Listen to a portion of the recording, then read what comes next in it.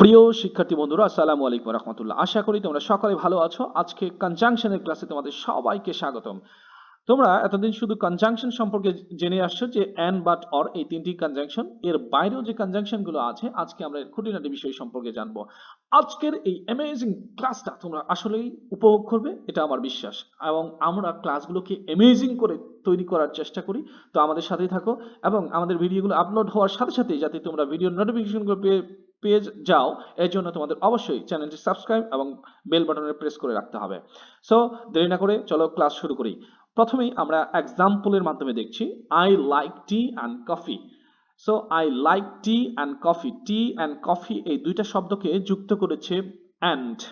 She was tired but she kept working. Actually she was tired, ক্লান্ত ছিল, কিন্তু সে কাজ চলমান রেখেছিল। এই জন্য ক্লান্ত থাকলে তার রেস্ট নেওয়ার কথা, কিন্তু রেস্ট না নিয়ে সে কি করেছে, তার কাজটাকে চলমান রেখেছে। এই যে ক্লান্তের বিপরীতে একটা কাজ করেছে, এটার জন্য আমরা বাট ব্যবহার করেছি। I will come if you call me. So এই যে ইফ দিয়ে যুক্ত হয়েছে, এখানে একটা কন্ডিশন দিয়ে দিচ্ছে যে তোমরা এটা কিন্তু আমরা দেখি যে এই যে দুইটা আলাদা আলাদা এখানেও কিন্তু দুইটা আলাদা ক্লজ আছে, এখানেও কিন্তু দুইটা আলাদা ক্লজ আছে। এখন ক্লজ, ফ্রেজ, এই জিনিসগুলো কি, এগুলো কিন্তু আমরা তোমাদেরকে আগামী ক্লাসগুলোতে এগুলো নিয়ে ডিসকাস করব।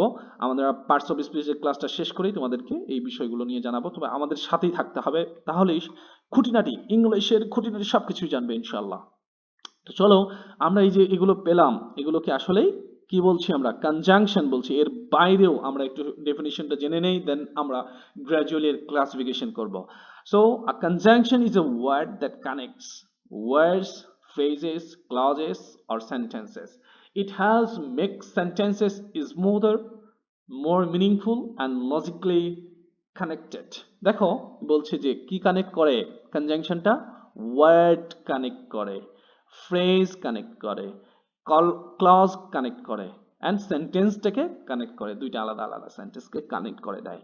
সো এই যে কনজাংশনের কাজটাই হচ্ছে কানেক্ট, কানেক্ট করে দেওয়া ওয়ার্ডের সাথে ওয়ার্ডের, ফ্রেজের সাথে ফ্রেজের, ক্লজের সাথে ক্লজের, সেন্টেন্সের সাথে সেন্টেন্সের। তো এখানে যেহেতু আমরা পাচ্ছি যে ওয়ার্ডের সাথে, ফ্রেজের সাথে, ক্লজের সাথে, সেন্টেন্সের সাথে, তাহলে নিশ্চয়ই একটু ক্লাসিফিকেশন আছে। সো আমরা দেরি না করে চলো আরেকটু স্মুথলি কনজাংশনটাকে জানি। তাহলে a conjunction is a joining word use to link parts of a sentence.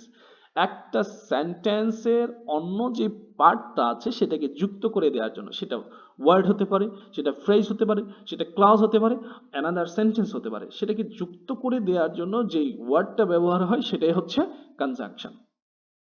চলো এবার একটু আমরা ক্লাসিফিকেশনে যাই।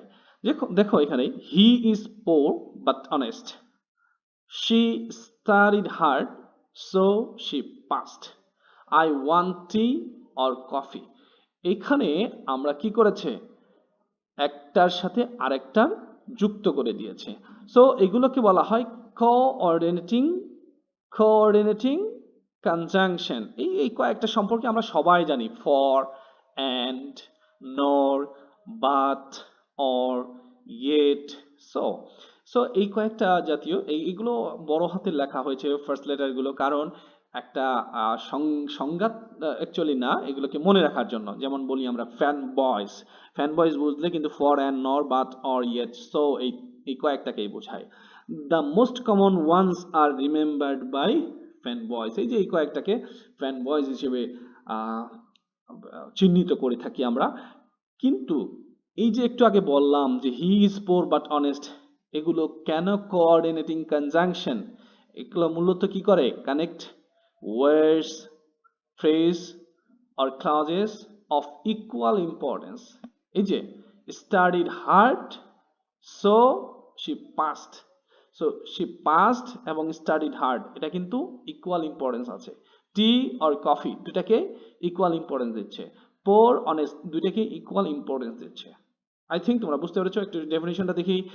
This coordinated conjunctions, these connect equal parts of a sentence, দুটাকে equal part কে কানেক্ট করে দেয়, word to word, clause to clause।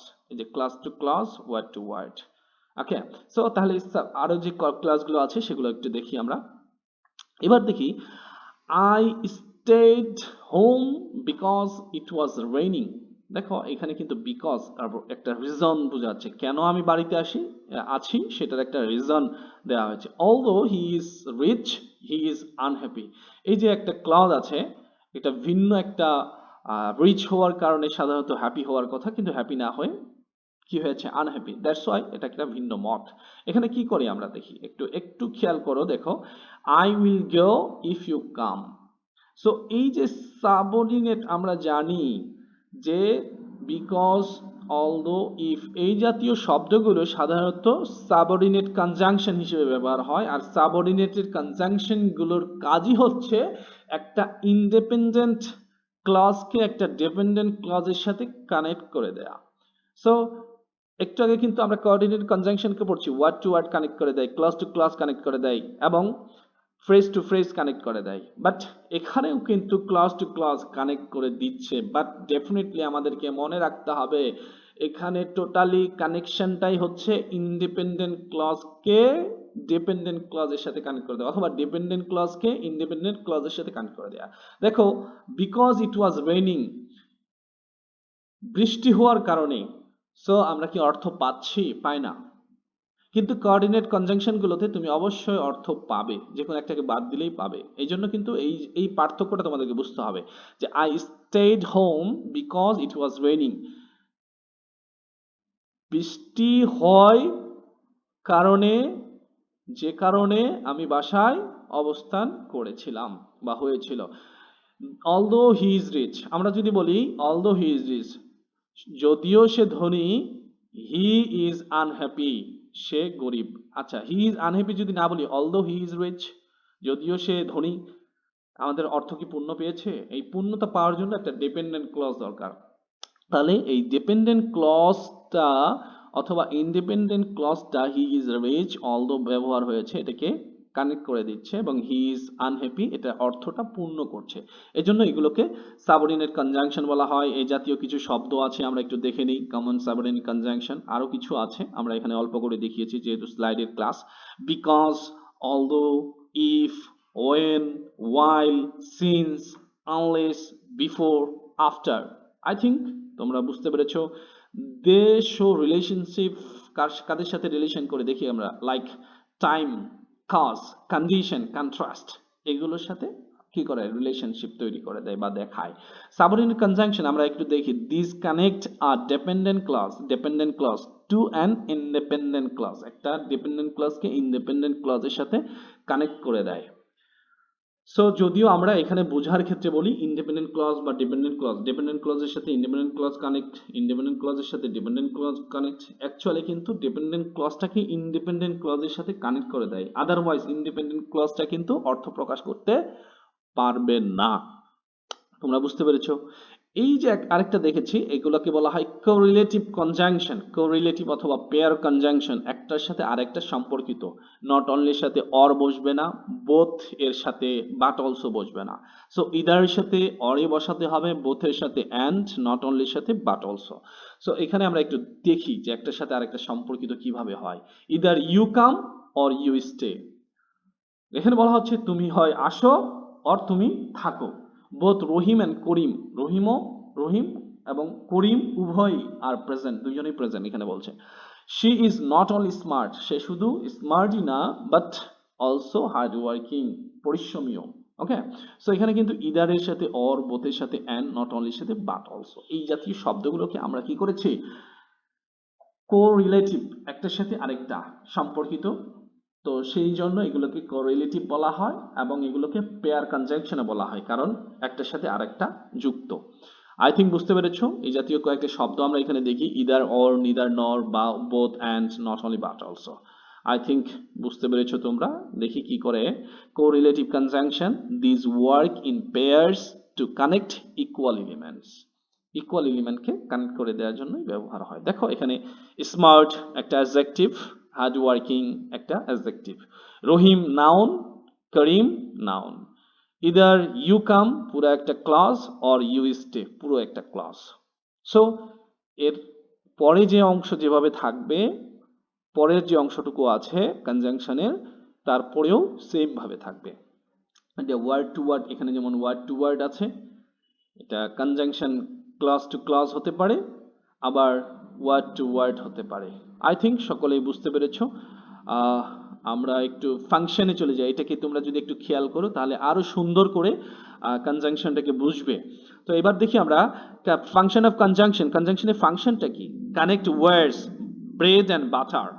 Bread and butter, এই এই ব্রেড এবং বাটারের সাথে অ্যান্ড যুক্ত হয়ে কিন্তু একটা শব্দ তৈরি করে দিয়েছে। Connect phrases, in the room এটা ফ্রেজ, অন দ্য টেবল এটা একটা ফ্রেজ, এবং মাঝখানে অ্যান্ড যুক্ত করে দুটাকে কানেক্ট করে দিয়েছে। এটাও একটা ফ্রেজ, দুইটা ফ্রেজকে কানেক্ট করে দিয়েছে। Connect clauses, I came but he left. I came এটা একটা ক্লজ, হি লেফট এটা একটা ক্লজ, বাট। সো এই যে বলেছিলাম একটু আগে ফ্রেজ কি জিনিস, ক্লজ কি জিনিস, বা ফ্রেজ এবং ক্লজের মধ্যে পার্থক্য কি, এই পার্থক্যটা আমরা পরবর্তী ক্লাসগুলোতে নিয়ে আসবো। আশা করি তোমরা আমাদের সাথে থাকলে এই বিষয়গুলো আরো খুঁটিনাটি সম্পর্কে জানবে। আরেকটা বিষয় দেখি, শো রিলেশনশিপ, কাদের কাদের সাথে রিলেশনশিপ তৈরি করে?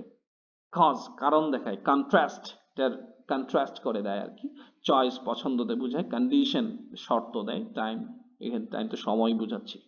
আশা করি বুঝতে পেরেছো। তো পুরো ক্লাসটি তোমাদের কেমন লাগলো অবশ্যই জানাবে, এবং তোমাদের ক্লাস শেষে আমরা প্রতিদিনের মতো একটা করে এক্সাম্পল এক্সারসাইজ রেখেছি। আজকে এক্সারসাইজটি তোমার এখানে দেখা আছে, I will come dash you call me. তোমরা যদি ক্লাসটি না বুঝে থাকো তাহলে একটু ব্যাক করে যে যেই জায়গায় আমরা বুঝিয়েছি সেই জায়গাটা দেখো, আর যারা একটু স্মার্ট আছে তারা কিন্তু ইতিমধ্যে বুঝে গিয়েছে, তারা অবশ্যই এখানে সঠিক শব্দটাই বসাতে পারবে। তো আশা করি তোমরা আমাদের ক্লাসে রেসপন্স করবে এখানে। আহ, আমাদের এখানে সাথে সাথে রেসপন্স করতে পারো, অথবা আমাদের কমেন্ট বক্সের সাথে কমেন্ট বক্সে কমেন্ট করে যে 1 2 3 4 5 কোনটার উত্তর কি, এটা তোমরা কমেন্ট করে জানিয়ে দেবে। সো আশা করি তোমরা সকলেই এনজয় করেছো। পরবর্তী ক্লাসগুলোকে পাওয়ার জন্য তোমাদের সবাইকে আমি বারবার বলছি আমাদের সাথেই থাকো, আমাদের টাচে থাকো, আশা করি অনেক কিছুই জানবে। তো don't forget to subscribe to the channel to get the new videos earlier, and press the bell button to get notification.